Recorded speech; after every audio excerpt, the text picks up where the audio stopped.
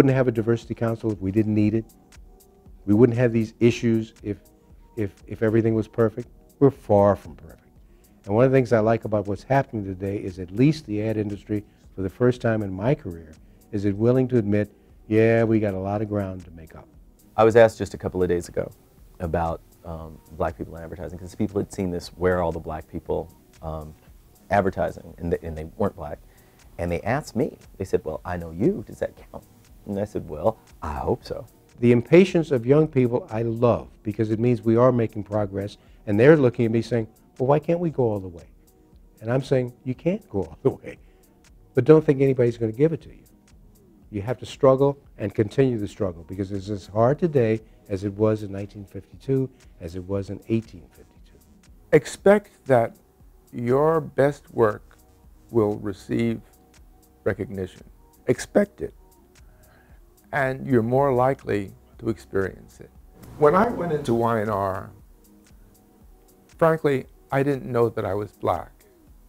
I didn't go there as the first black. I went there as a talented copywriter. And until I looked in the mirror, I didn't know I was black. I was there as a copywriter, and my color was not an issue, was not relevant. Is there a way to express what black people means as a survival instinct, as a determination, as a perseverance through adversity? Is there a way to define black as a history of excellence because there was no other option?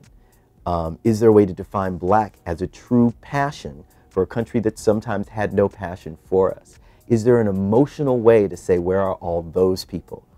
Because those people aren't just black, but they're just as beat down as we're talking about. But you got to remember that, black consumers are consumers. They have the same sophistication, the same wants, desires, and needs. They need to be respected the same way as any consumer. It's almost like being a doctor. Somebody comes in and needs service. You can't sit there and say, well, that person's from a certain group, I won't treat them. Right? You're going to be a doctor, you're not going to be a doctor. And my question is, you're going to be an ad person, or you're not be an ad person.